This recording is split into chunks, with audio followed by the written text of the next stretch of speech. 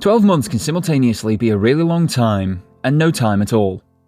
The last 12 have been interesting. Locked down and isolated to protect the population from a global pandemic isn't something I ever thought I'd experience. Yet it has made the last 12 months that much longer. I was talking to a friend recently about picking up plans we'd made before lockdown, and I said, the plans we made 2 years ago. That's how long it has felt. Yet, when I think about The Last of Us Part 2, that still seems incredibly fresh in my mind, even though on the day I am writing this, it's 12 months exactly since it launched.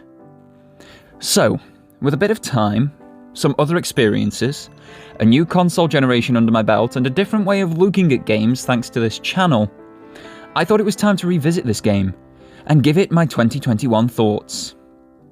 Welcome everybody, my name is Doragon, and this is my The Last of Us Part 2 retrospective review.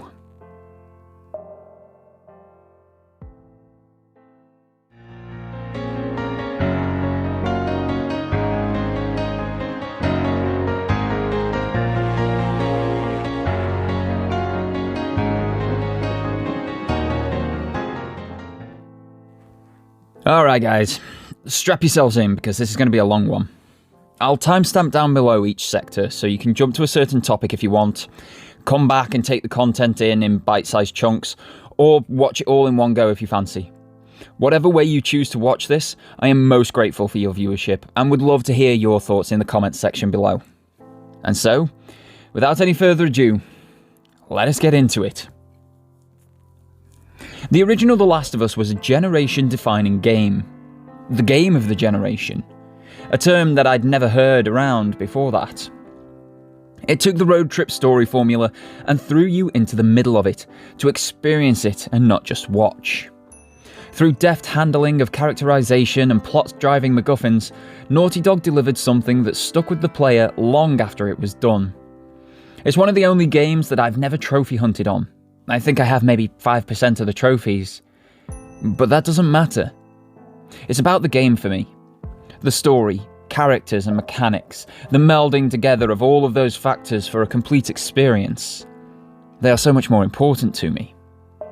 In a 12-hour narrative, Naughty Dog made me care about two humans who have done some vile and horrible things while we've known them, let alone what happened prior to that.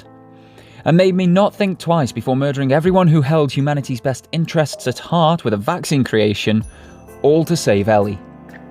The ending made sure that I knew that the relationship between Ellie and Joel was going to be fraught and complicated moving forward, and if there ever were a sequel, the actions of this game would come back to haunt the main characters.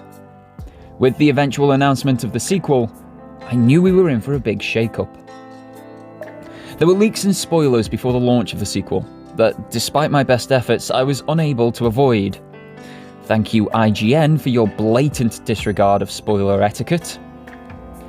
But I wasn't surprised by them. What I was surprised by was the polar opposite thoughts that were surfacing across publications, influencers, and customers. Some hailing it as the next coming, and some saying it's the worst thing ever made. It therefore fell to me to experience the game for myself and make my own decisions.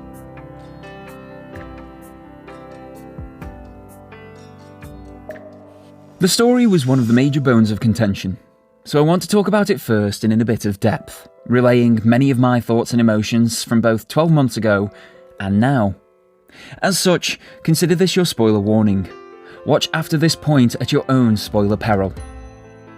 Still here? Cool. Let's talk about the start of the game. In the first sector, what I would call the prologue, much happens. There's a scene with Joel and Tommy early on that isn't long after the end of the first game, recounting the end of The Last of Us. There's a beautiful moment of Joel singing to Ellie with "If I Ever Were to Lose You," and this song's lyrics act as a precursor to the whole narrative, setting up the character journeys and story beats that we will experience throughout the game.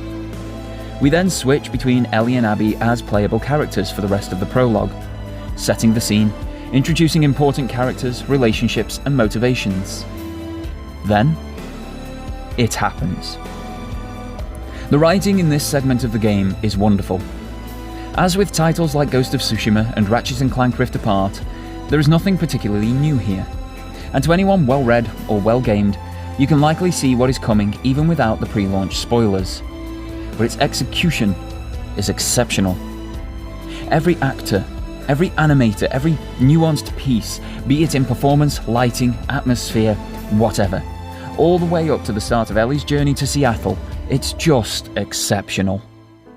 When I played this game in 2020, this prologue truly made me think that we were witnessing yet another Naughty Dog masterpiece. This setup, the quest, Jackson on board even without actually being on board, it whetted my narrative and gameplay appetite, and as a lover of stealth games, having upgraded stealth mechanics in this title and a mission of vengeance just sung sweet nothings to me. Returning to the game in 2021 with 60 frames per second on the PS5 just hammers home how well told this sector of the game is. It's just easier to play in a 9th gen world now. But we need to talk about that moment. Joel's death. It was perfect. I shouldn't really need to say more here, but just in case, allow me to elaborate. Over 20 years, Joel did some heinous things. We hear about a couple of them through the first game, but a massive portion are in hushed whispers that we don't really hear. The fact that he's known about, quite far spread in a United States that hasn't been connected since Infection Day. The fact that the Fireflies only trust him to escort their precious cargo from coast to coast, as he'll get it done, and many more little things. Joel is a piece of work at the start of the first title, with nearly zero conscience, having run in ambush and murder gangs with Tommy to get by in the 20 years since Infection Day. And in any other Naughty Dog game, he would be the antagonist, rather than the protagonist. But that nastiness, that lack of compassion, it's needed in a post-apocalyptic world, and definitely needed to get Ellie from one coast to the other. Ellie does soften him over time, and the general message is, yes, be a badass when needed, but know when to temper that and show some compassion to allow the world to grow and flourish once again. Through the course of that game, Joel hurts person after person and makes enemy after enemy. If you actually played that first game and paid attention to the narrative, you knew, without any shadow of a doubt, especially after Joel's hospital rampage, that he would be hunted before very long. The fact that he lasts 5 more years and is still there at the start of the next game is a minor miracle. To me, the question was always who was going to do him in, and the answer to that was better than I could have imagined. The daughter of the one doctor that they knew of who could create the vaccine, that Joel killed in cold blood in the operating room. I even love that this little tidbit of vital information isn't revealed until later on in the game. It's a revelation that has your jaw hit the floor, and I think that the moment we do learn of this, it shifts your perception, as suddenly your 10 to 15 hour quest as Ellie is an exact mirror of the quest that Abby has been on for 5 years. Joel couldn't live. He probably shouldn't have lived through the first game. And that gap, that empty feeling that his absence leaves in your game time, that camaraderie that other characters attempt to but do not quite fill, that's on purpose. It feels different because it is different. It is a purposeful choice from Naughty Dog to make you, the player, feel the exact gaping hollow that Ellie feels right the way through the narrative. It is such a subtle thing. There are no words pointing this out.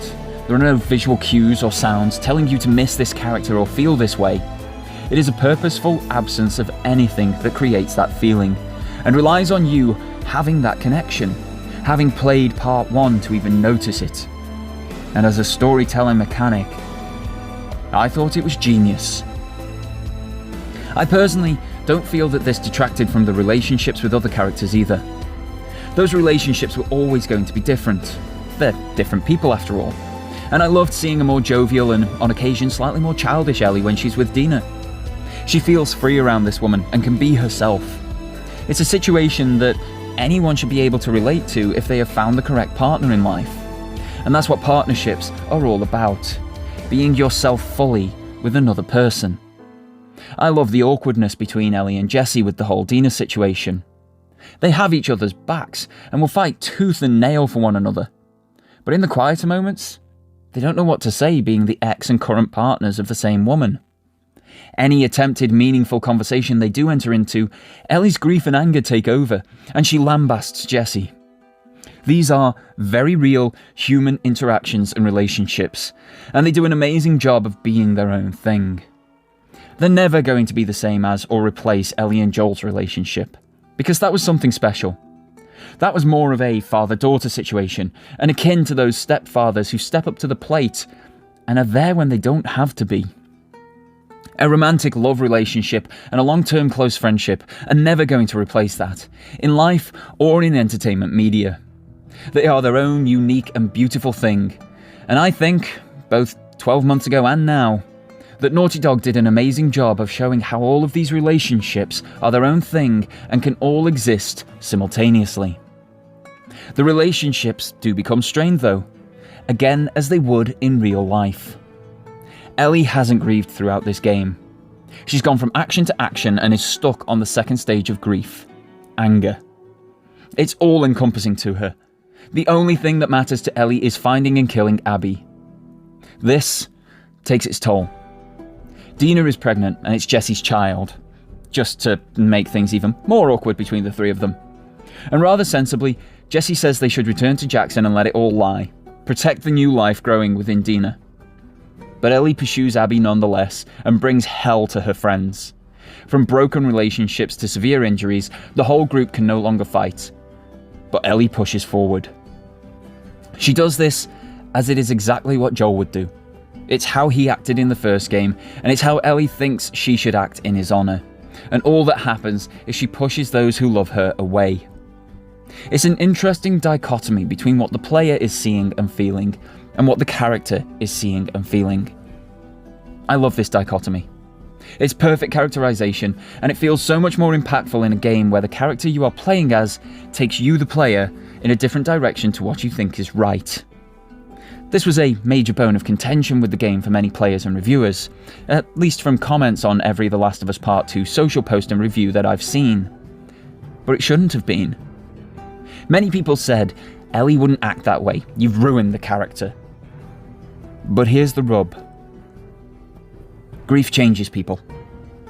I have lost friends and family out of my life, as they have never dealt with their grief, and it has fundamentally changed them as people. You can try and reach out, advise the sensible option, the easier option, advise them that they need help over and over again, and your words will not reach them. Maybe those experiences of my own are why this doesn't feel out of character for Ellie to me.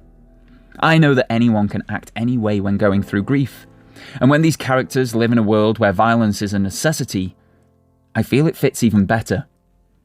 The fact that she eventually realises the error of her ways, albeit a tad too late, is such a saving grace for Ellie as a character.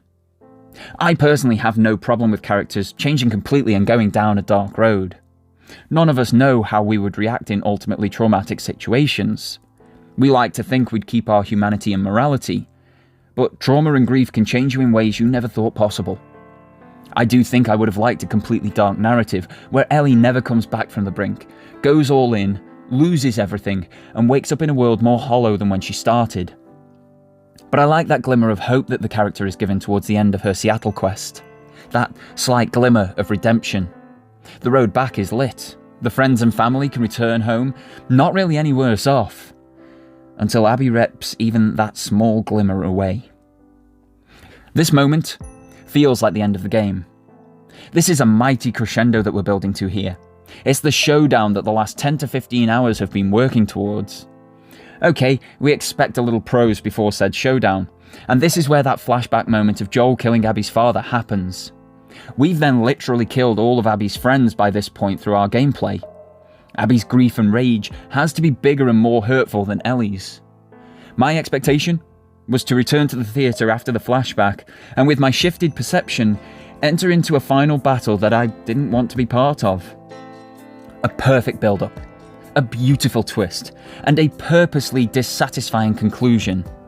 That's the blockbuster that we needed in 2020. But this is only the end of Act 1. And we won't return to that theatre for another 10 or so hours. 12 months later, I still don't know how I feel about this storytelling choice. I've played through the game 3 times now. Twice at launch and once with the PS5 patch. And here's my problem, and why I still don't know how I feel about it. I like all of the content of the game. I like all of the story content. I like all of the characters, not necessarily as people, but as plot devices and rounded characterization. I'll come to it in more depth later, but I generally like all of the mechanics and the feel of the game. There is nothing here that, when taken individually, I don't like. But back in my first playthrough, something felt off in the game once we got near that crescendo and then dropped all the way back to essentially the beginning. Once again, I do think this feeling is deliberate. As Ellie, you are ready to do what the character wants, even with that perception shift after the flashback and my personal lack of will to fight Abby. If we'd gone straight back to that theatre, I'd have entered the fight no worries, because they were fleeting emotions and my bond with Ellie was the only fully formed one at that time. To reach the point of crescendo with one character, to then not have the payoff and restart from scratch, is a hard pill to swallow. Seeing a timeline that we've already experienced just from a different character's perspective with some additional backstory of that other character was meant to change that aforementioned situation. This was the obvious goal of Naughty Dog, Neil Druckmann and co with this game. We were meant to empathise with Abby as well, and I did. I empathised immediately after seeing that her father was the doctor and I was the one who pulled the trigger in 2013 that killed him.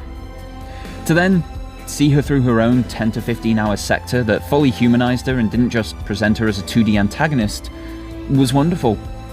I loved learning her side of the story, seeing her relationships and how they mirrored Jackson, how Abby was finally dealing with her grief and anger after killing Joel and becoming a better and more compassionate human, even towards an enemy that she's been fighting for years. Of the two playable characters in this game, Abby was the better person, the more traditional protagonist, and by the time I got back to that moment in the theatre with her, I really didn't want the showdown to happen. The writing team nailed the brief of emotions that I should be feeling in a moment. They executed the story and characterization of each half superbly. So why don't I know how I feel? I hoped that writing this script, and eventually speaking it, I would come to a conclusion as to how I feel about the story as a whole. But the reality of the situation is, I don't know. I know I love the personal stories of both Ellie and Abby shown in Act 1 and Act 2. I know that the showdown had to happen even though I didn't want it to. I love that the story shows there are no bad guys and that everyone is a bad guy in this world. It just depends which side of an arbitrarily drawn line you sit on. I don't like the way it was presented. Art is art.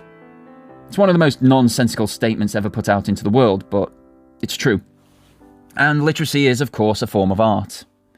Now, I'm not naive enough to think that I'll like everything from a developer just because they've pleased me in the past, especially when it comes to their stories. But generally, I'll either like or dislike what they create, and both are brilliant. Stuff I like, cool. Stuff I don't, someone else will. With The Last of Us Part 2, bearing in mind that we haven't even touched Act 3 yet, I am so unbelievably conflicted. If we'd seen the stories parallel to one another, Ellie's Day 1 and flashback dream followed by Abby's Day 1 and flashback dream, then rinse and repeat for Day 2 and flashback, then Day 3, I don't think I'd have any problem saying this is the greatest story video games have ever seen. But the presentation of these wonderful factors that we got, especially when the prologue and Act 3 present both sides of the story with back and forth storytelling between the characters, it just feels weird. It achieved what the story set out to do. But you go from a raging gallop as a pace, and rather than crossing a finish line, it instead feels like you carump into a wall instead and have to start the whole process over again. The problem I face with that storytelling style is twofold. One, Abby's half of the story has no intrigue, has no driving force to continue, as you know all of these people that you're meant to be bonding with have already perished at Ellie's hand. At my hand. You're unwilling to form a bond because you know that they're going to die very shortly, and it's just not worth your emotional investment. Until we meet Lev and his sister, just over the halfway point of Abby's half of the story, most players have already switched off due to that lack of engagement, and it's damn hard to pull anyone back from that point. 2. When you return to that high pace in the Abby story, heading towards her conclusion, you're constantly looking around for that wall to spring up and deliberately going slower and slower to prevent a second crash feeling as hard. Both of these factors damage the story's impact and pacing. Hey, I did figure it out writing this script. Because we've already had the brakes slammed on and a conclusion denied to us, the player is wary of approaching that moment for a second time. You have thoughts of how will it be delayed this time, is this another fake out, and many other similar questions. The reality is, there's nothing untoward awaiting you. You're going to get that conclusion this time, or at least payoff. And okay, you're playing as Abby rather than Ellie, another purposeful moment of dichotomy in the story. But the fight happens, everyone is worse for wear, and thankfully, Lev prevents any further death and everyone goes their separate ways.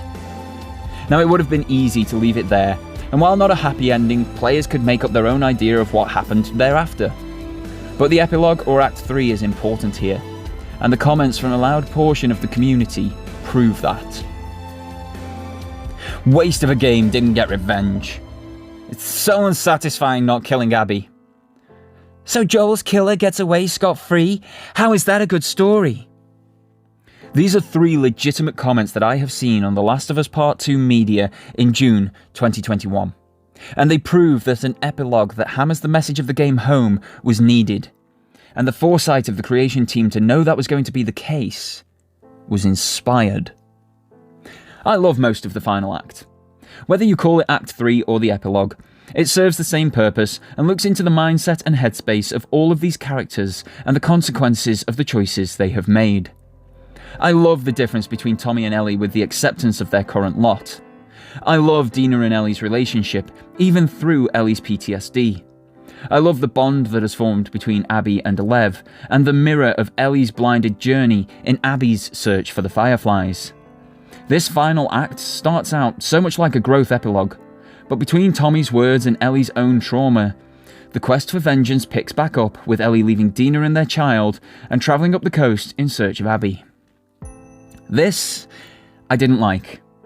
Not dislike as a story point, but because of what Ellie was throwing away. That love, her relationship, her family. As you grow up and mature, you realise that while 2 or 3 things may all be important, some are vastly more important than others, and it means that you can let go of some things, as important as they may be or seem. Ellie has been through hell in this game, and had finally found some peace and some happiness with Dina and their child on the farm. That was the most important thing in her life, and she threw it away for a perceived need for vengeance. I hated Ellie in that moment. When she walked out on her family in pursuit of her own selfish and destructive goals, she became the waste of space parent that we hear about every day, who leaves the family that needs them and doesn't do anything to help them thereafter. As it turns out, that choice was vital for Ellie's character to come full circle. It was vital in the survival of Lev and Abby, and the resolution to Ellie's trauma. It was brilliantly written and portrayed, making me feel a litany of emotions throughout the act's runtime, especially Laura Bailey's and Ashley Johnson's performances in that final showdown, taking me from relief to worry to horror to anger to sorrow and acceptance, all in a 10 to 15 minute spell. It was a difficult conclusion to the game, not in terms of mechanics or boss fight, but emotionally. Forgiveness is a damn hard thing to give. It's even harder to do genuinely, especially in the world that we know that thrives on selfishness. In a post-apocalypse where violence and murder is oh so common, I imagine it could only be harder. That's why it completely breaks Ellie to forgive Abby and let her go. It's real forgiveness. It actually moves past a moment in history and into the future, living for yourself and not for the dead. It's made harder by the fact that Ellie has thrown everything away to get to that point and conclusion. She has lost everything she ever wanted in the pursuit of a singular and selfish goal that only feeds the cycle of violence. Ellie letting that anger and vengeance go is the best ending for this story, and a powerful message to give the world. Those angry at the message and the resolution are most likely angry at a reflection of themselves that they suddenly don't like the look of, and are striking out at others to feel a little better about it. If I ever were to lose you, this is a song that opens the game and is then prevalent throughout. The lyrics go, "If I ever were to lose you, I would surely lose myself." When spoken or sung by Joel, You feel as if it is him saying these words from his heart, and not Pearl Jam. And we know the truth in those words. He's already shown what genocidal lengths he will go to protect Ellie. But that precursor to the main narrative is what holds the story up throughout. I would surely lose myself. And in this game, we see the reality of that, with Ellie losing all semblance of herself in a quest based on grief, rage, and continuing violence. What remains of any childlike wonder disappears before our eyes. Her kindness and compassion that changed Joel for the better becomes hardened and is much lesser in quantity. Her love of pop culture, music, and art dissipates. All that matters is revenge. But the end of the chorus gives hope. I believe, 'cause I can see, our future days. Days of you and me. When coupled with that final scene between Joel and Ellie, it gives additional weight to the events we've already experienced, and hope for Ellie's future. To me, it feels like this song was central to the game's narrative. It was the game's narrative, and the personal journey that someone has to go on to get to that conclusion. I've heard many songs based on films and books. Out of the Silent Planet, Rime of the Ancient Mariner, Brave New World, The Flight of Icarus. To be fair, they're all just Iron Maiden, but you get my point. To see it the other way round is rare. But taken, as with this game, as a concept for the narrative rather than the full narrative, I think it can work exceptionally well. And I applaud Druckmann and his writing team for having the goal to make a game with heavy themes based on a 3-minute pop song. The story content within this game is amazing. For me, it is the presentation of it that stands in the way of an excellent delivery. Minor design decisions that impact the experience heavily detract from elevating this to a level it truly does deserve. That pacing problem, the fact that you fear getting towards a conclusion because it might be taken away from you, really damages the narrative flow of this game for me, even in subsequent playthroughs where I know what's going on. The stark contrast between the intimate story moments and the humanization of enemy factions, and those moments where you're actually fighting them, is so jarring. They go from being sympathetic villains just with a different viewpoint on life, to cannon fodder for you, the protagonist. The gameplay and story just don't meld together in these moments, and as this is a big part of Abby's section of the game, to constantly be switching between the two modes of sympathy and destruction is tiring. The Rattlers are a disappointing faction in a game that prides character and faction development above most else. To then have a generic "we'll kill because we can and be as dehumanized as possible" faction just rings hollow. They're put there to further gameplay and have one key moment in the story in capturing Abby. This could have been achieved in other ways that would have built more atmosphere. As it was, they became a nothing entity to me, and even after recently playing the title, I had to look up the faction name for this review, because they mean that little in the grand scheme of things. The story and message are powerful though, and it is definitely a narrative that even now, 12 months later, should be experienced. To grade it though, we have to base that decision on what we've actually received. And for me, it is flawed greatness.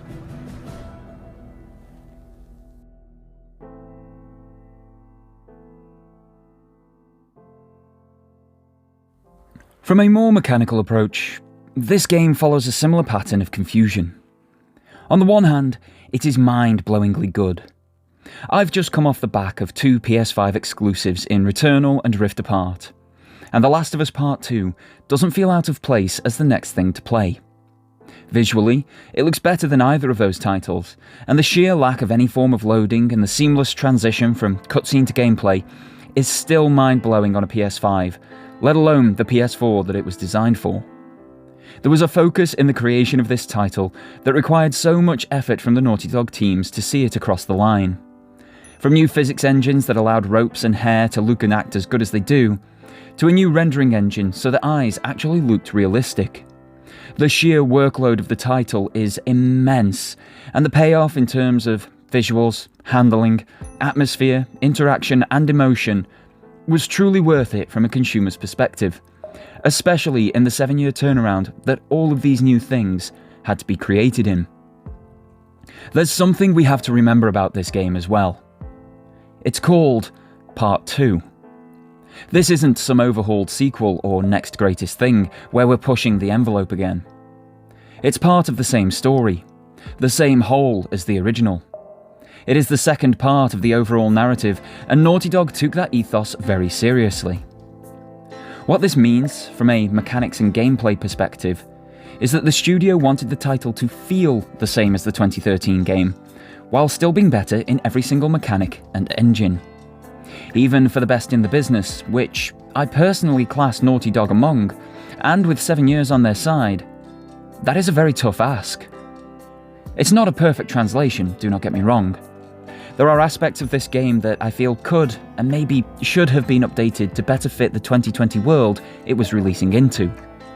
But generally, their design choice to be better but feel nearly the same as what you remember was a success. This success means that the Part 2 aspect of this game is fully intact. Whether you're playing as Ellie or Abby, the character feels part of the same world, part of the same timeline, and causality as Joel and Ellie from The Last of Us. You can jump out of one straight into the other and not feel out of place, even though there are nearly 2 generations difference between the titles. It gives a wonderful feeling of continuity, which is rarely captured in other series as they grow in understanding and scope from one game to the next and leverage the power of the systems that they are being played on. Don't mistake that comment by thinking that Part 2 doesn't leverage the PS4, PS4 Pro or PS5 extremely well. Wherever you choose to play this title, it will get the most that it can out of the system, even swapping rumble for slightly more nuanced haptic feedback on the PS5 and running at a full 4K 60 frames per second. It's brilliant implementation, brilliant design, and brilliant continuity. But when it comes to controlling all of that, I do have some issues.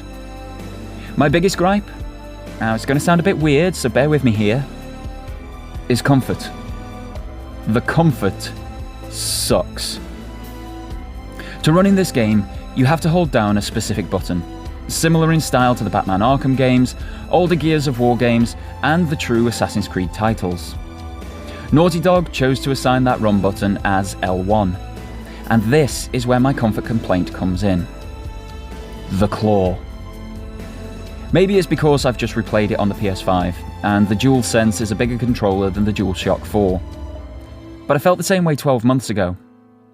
Sectors where I'm running regularly, or traversing large areas on horseback, after a very short time, my left hand, and specifically my index finger and thumb, will begin to ache.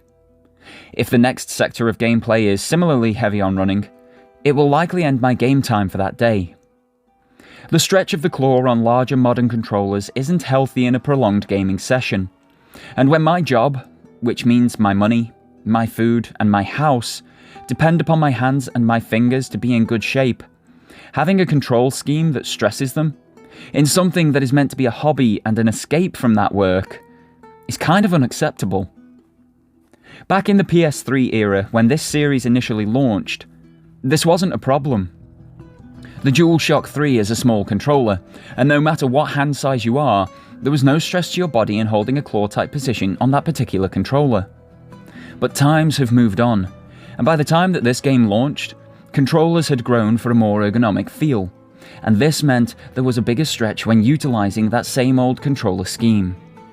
At some point, I'm quite sure someone spoke up about the archaic claw practice, and questioned why a click of the left stick wasn't utilised to go into sprint or high profile mode, as is normal across the industry now.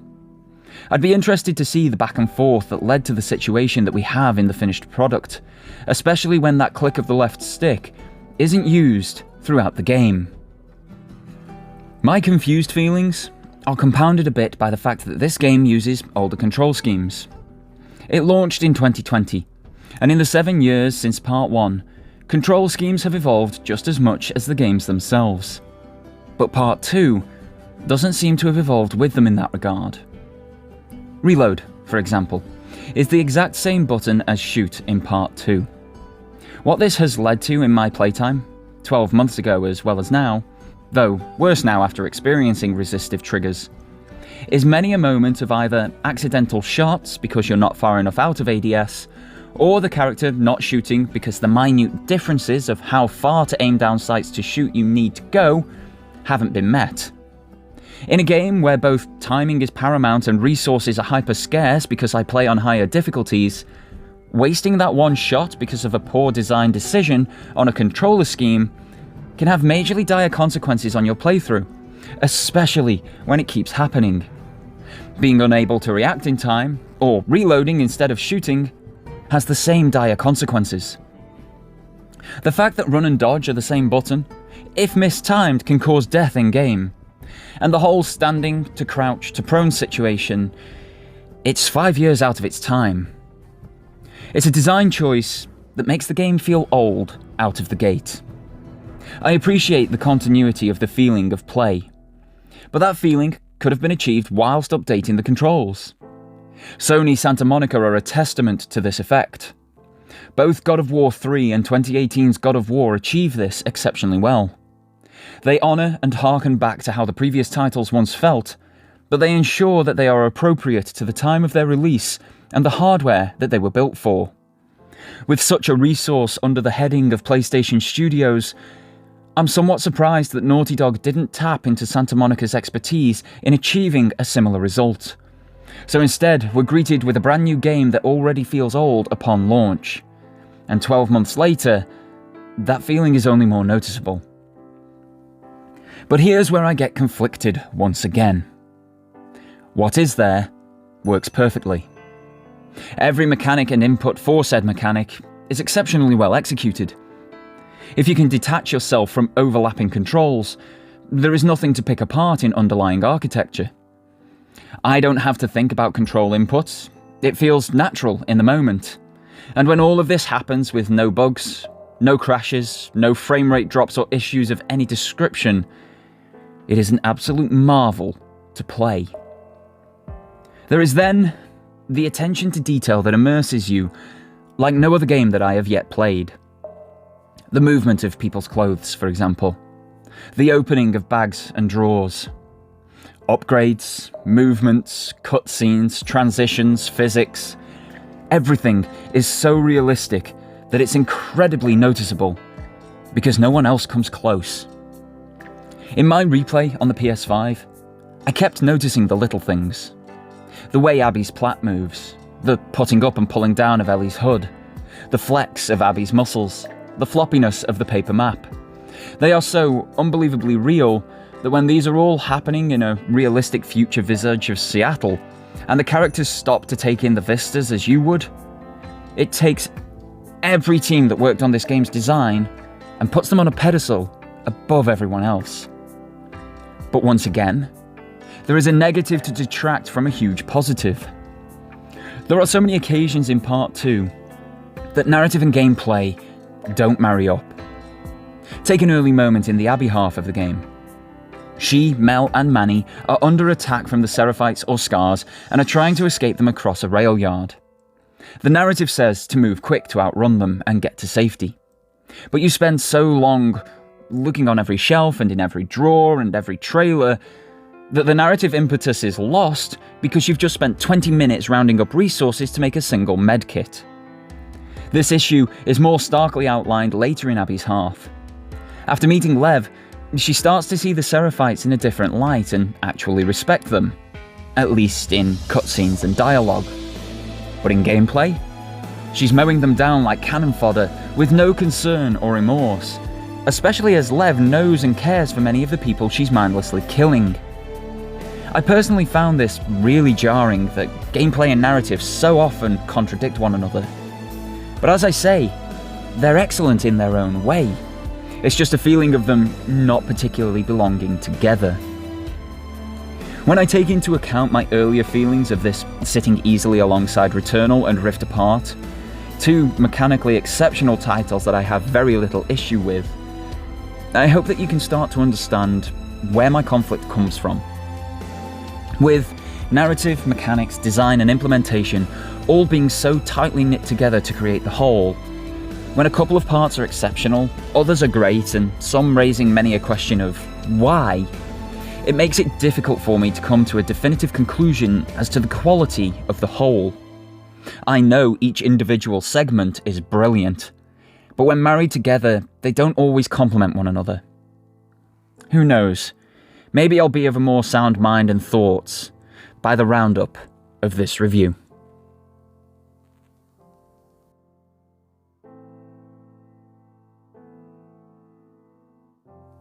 Naughty Dog are a company that generally sits at the pinnacle of the industry. They produce quality title after quality title and take home tons of rewards for every game. But this doesn't mean that they are a perfect company. And there's one point in particular that is concerning to a fan such as myself. Crunch. Crunch within the gaming industry of America is a major problem. Labour laws over there are very lax, and as such, you could end up working 14-hour days, 6 days a week, for the same pay as if you were working 8-hour days, 5 days a week. All while Scandinavia is implementing an 8 hours a day, 4 days a week, because it's all round a better proposition. There is no protection for developers that work within the industry in the US when it comes to overtime.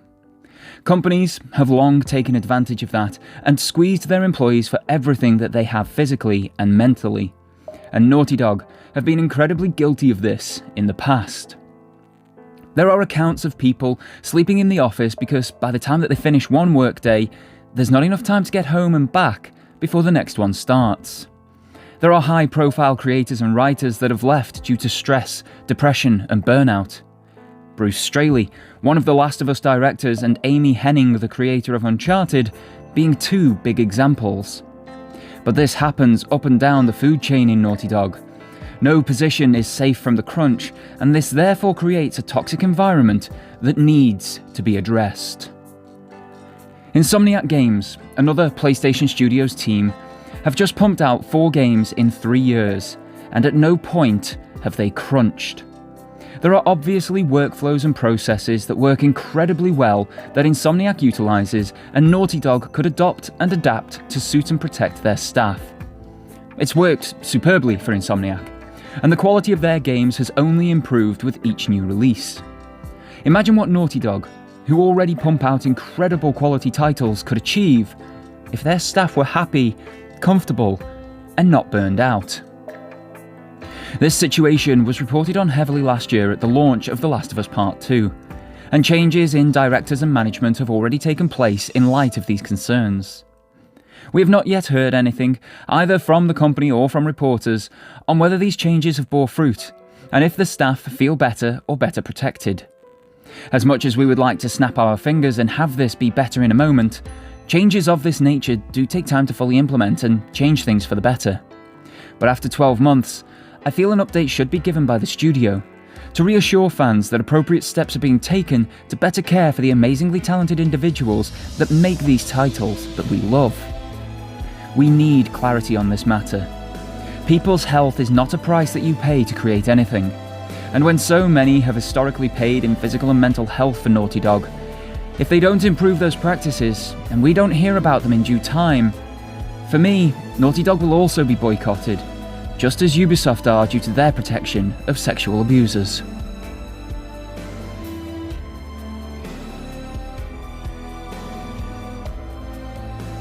Controversy is a word that is now so intrinsically linked with The Last of Us Part 2 that the game may as well be called The Last of Us Part 2 Controversy. But, like everything, controversy comes in many different shapes.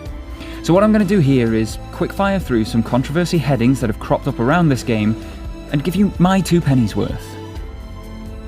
Number 1. SJW Trash. To me, the title of Social Justice Warrior is a very positive one. It means that whomever is labelled that way is fighting for equality, be that in pay, recognition, safety, representation, and a few hundred other areas. If a complaint that you are levelling at this game is along the lines of, "It's SJW trash," then you are part of society's major problems and need to address yourself. Number 2. Review restrictions. Yeah, these weren't good. Sony and Naughty Dog banned reviewers and influencers from talking about the second half of the game at all, essentially Abby's section. On the one hand, I get it. It's a big plot twist that you want people to experience and not hear about in a review. But even for someone like me, who was fully in on The Last of Us Part 2 before the reviews, it made me question my pre-order. What is so bad that even the publisher thinks it needs to be hidden from public view? How disgusting or controversial can that second half be? I was kind of disappointed that it was just a plot twist that you play as a different character for half of the game. But those restrictions made many people, industry vets and fans alike, question the validity of the upcoming game. Number 3. Twitter battles. Twitter is a terrible platform if you want to give nuanced or in-depth thoughts. I mean, that should say it all, really. So many people in this world get their news just from a headline. And if yours is inflammatory and posted as a tweet on Twitter, the hive mind mob is coming for you with their own underrepresented thoughts on the matter on the same terrible platform for nuanced or in-depth thoughts. This reaches fever pitch when actors, directors, CEOs, reviewers, influencers and fans all enter into a mighty argument that shouldn't have happened in the first place. Reading some of the old tweets like Troy Baker's spoiling of Citizen Kane, Fight Club and Sixth Sense, Corey Balrog's claims of Jason Schreier's bullying, a litany of poorly worded Neil Druckmann tweets, Jason Schreier's own purposely inflammatory tweets, it makes you sort of question if this industry is actually run by well-adjusted adults, or if it's more akin to the chaotic beginnings of Daddy Daycare. Anyhow, leave the hot takes off Twitter is all I can say there. Number 4. Review clarifications. Sony reached out to The Verge and a few other individuals to get clarification upon their scores. This isn't unheard of or frowned upon within the industry. In fact, it's fairly common practice. How else are you meant to improve upon your drawbacks without full feedback, for example? The practice is rarely reported on, though. So why were there news articles about it for The Last of Us Part 2? Clickbait is the only thing that I can think. When something is already contentious, you can get easy views or reads, and therefore easy advert revenue, from riding the wave. If something presents itself to you, such as publishers reaching out for clarity on a review score, well, hello, dollar bills! It wasn't nefarious or inappropriate, but it was a good payday for the publications and every YouTube channel that reported on it. Number 5. Abby. Other than Joel and Ellie, every character in this game is physically based on a real human being. That includes Abby. From her looks to physique, there is a real person out there that looks exactly like the character. So any argument to the contrary is just moot. In terms of the ability to achieve that in a post-apocalypse, open thine eyes and look at the equipment and setup that they had. Abby had every resource and opportunity to be the tank that she was, and she took it. Most of the problem here comes from men who don't find that physique or character attractive. In which case, all I can say is take your misogyny and let the door hit you on the way out. Number 6. Death threats. Severe threats are a weak person's game, especially when they're made off the back of a piece of art. If you want to get somewhere in life, you make promises, as you'll then follow through on them. Threats are there to make you feel better by making someone else feel worse. Now, we all know that a death threat off the back of a game is a frustration vent, and it's very likely that nothing will come of it. But that doesn't make it right, nor does it make them any easier if you are subject to one, let alone hundreds. But that's the situation that Laura Bailey and Neil Druckmann found themselves in last year. Death threat after death threat because of their work on this title. If anyone watching this video thinks that death threats to honest workers are okay, then as I said with the SJW point, you are part of society's major problems and need to address yourself. Death threats are not okay in any walk of life or circumstance. End of. Number 7. DMCAs for leaks. The year is 2020. We all know how the internet works by now, and especially YouTube. Okay, to be fair, no one actually knows how YouTube works, but there are trends that come and go, and leaks, well, leaks get views. Views get ads, and ads make money. So when the most anticipated game of the generation is leaked before launch, many a YouTube channel and publication is going to report on it, no matter how many people's day they may ruin. I'm still upset with you, IGN. Sony and Naughty Dog obviously want to protect their IP and avoid their fanbase from being spoiled. But there are ways to address this, and copyright striking hundreds of YouTube and Twitch channels, which affects people's incomes and livelihood, ain't it, Chief? It was a heavy-handed and tone-deaf approach to the situation that only earned them bad press. And rightly so. Number 8. Troy Baker. Then there's Troy Baker. The man is a phenomenal actor. I've actually met him and I was wandering around with a broken leg at the time. In my personal interactions with him, he's a consummate gentleman, hugely helpful and a lovely person. But he does have moments of sheer blatant idiocy that can really harm a brand and title. Within the last 12 months, he's had 2 of these moments that seriously alienate fans. One was specifically connected to The Last of Us Part 2, where he was basically calling out reviewers as idiots. He used a Theodore Roosevelt speech to do this, but the whole thing was in response to a Jason Schreier tweet that was saying games are too long, a point with which I agree as a paying customer. Baker's response went on for a couple of days in tweet threads thereafter. So my question is, why Troy? There was literally no connection to The Last of Us in this tweet, or any of Troy's work for that matter. So the response was about as heavy-handed as Sony's DMCA's. He also had the issue of jumping to the defense of Ubisoft, their predatory and lazy game design, and their abuse of their staff, all because he only read a headline on Twitter. The man is not the asshole that he comes across as in these idiotic moments. He's actually caring and sweet, which is why he has that emotional response. But from a professional view, those emotional responses are damaging to the great work that he and the rest of the team put into these titles, and they need to be managed better moving forward, because anybody without the name of Troy Baker would be on disciplinary for such hot takes in the public eye. Number 9.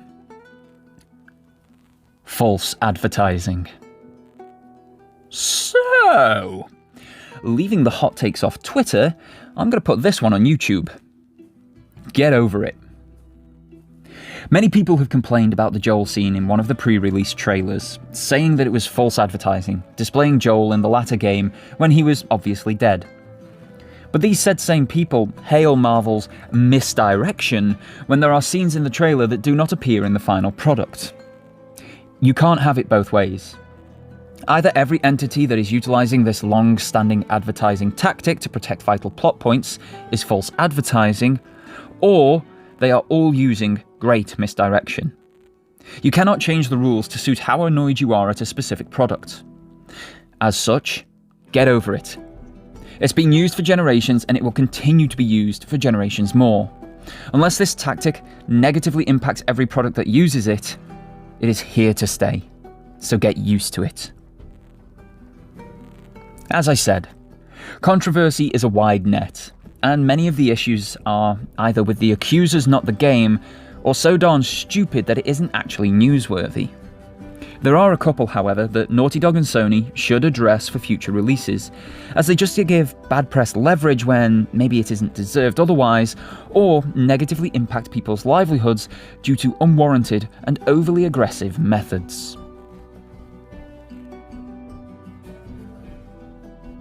The Last of Us Part 2 is not a perfect game. It's a game about conflict, both by design and because of that design. For every moment that feels like basking in the light of a shining star, there are moments that force you to crawl through the mud. Gameplay and story pacing is regularly thrown off by gameplay design, and rather than accelerating the moment, you open 17 drawers instead to find one dirty rag. Some issues have been addressed since launch. The ridiculous film grain and motion blur can now be turned off, and the game looks so much better for it, especially when captured or streamed. The living world and action menus are a great addition in a survival title, and the ambush moment when accessing a workbench in Seattle removes all feeling of video game safety and plot armor so effectively. The archaic control scheme may cause me discomfort in my play sessions, but it works fairly flawlessly when used, and every input is immediate and satisfying, barring those odd overlaps we spoke about earlier. It delivers minute details that are missed terribly when jumping into other titles that don't pay attention to that level of immersion, and has animations that far outstrip anyone else on the market, even now, a year and generation later. The story is strong with brilliant and realistic characterization, hammering home a message that much of the world needs to hear. But its presentation removes the impetus, connections, and emotional attachment that would allow that message to land better. The game is far from perfect, but in many ways, I think that's what possibly makes it perfect. It feels very human in every moment. From the highs to the lows, it follows a design and process that mirrors the track of the protagonists, and whether purposeful or not, allows the player to emote with the characters better. I remain conflicted in my thoughts on the game. The scales don't seem to tip one way or the other for me, and for every positive that I can wax lyrical about, there's a negative that I can tear apart just as well.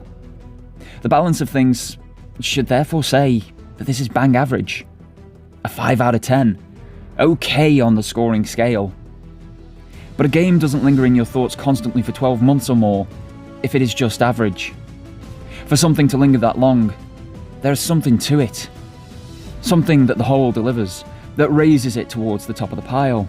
Something that speaks on a base level to you, the player. The Last of Us Part 2 has remained in my thoughts for every moment of gameplay since its launch. Ghost of Tsushima was immediately compared, but it forged its own path to emerge as one of my favourite 2020 titles. Watch Dogs Legion and Assassin's Creed Valhalla were disappointing and fell flat, because unlike The Last of Us Part 2, they didn't dare tackle the heavy narrative threads that they'd pick up and then drop for fear of alienating people. Spider-Man Miles Morales hit like an emotional truck, and it immediately catapulted me back to The Last of Us Part 2, bringing forth those same emotions once again. And even replaying this game, I was comparing it to itself 12 months ago.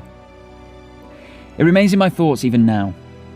It is a benchmark that everything has to stand up to, despite its own flaws. And while fun is maybe not a word that I can use for this title, satisfying and definitive, I possibly can. So final thoughts time.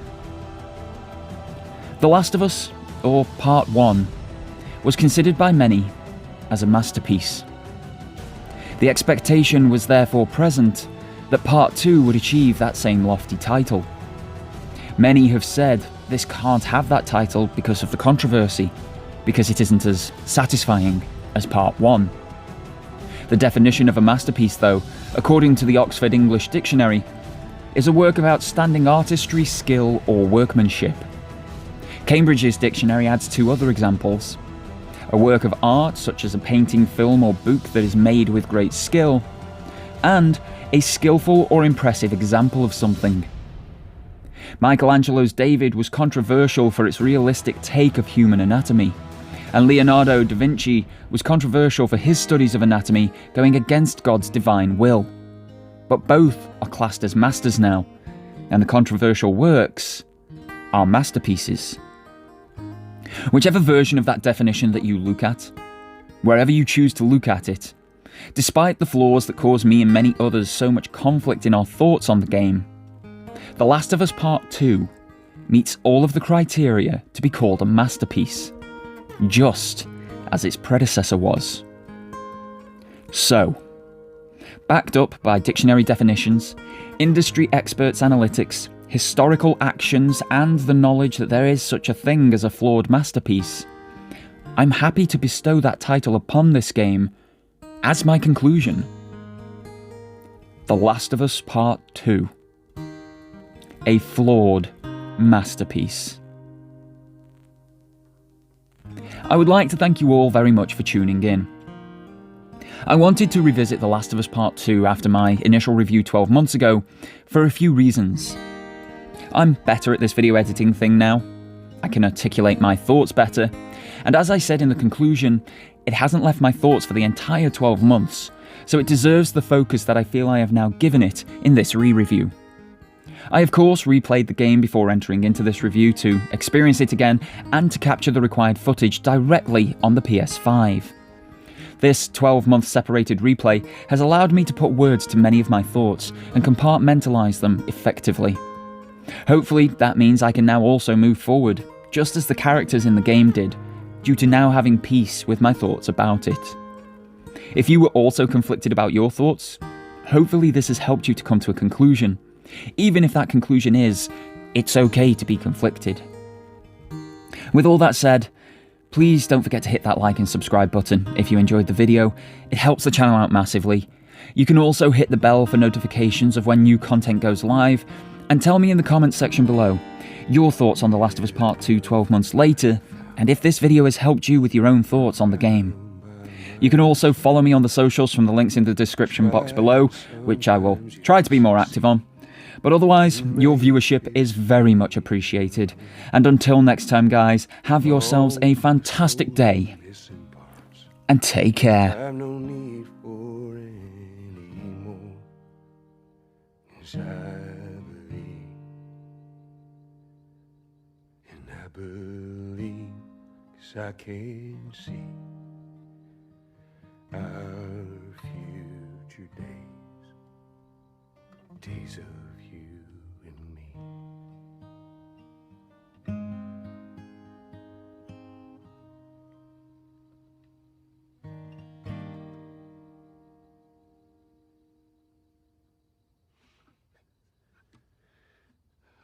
There you go.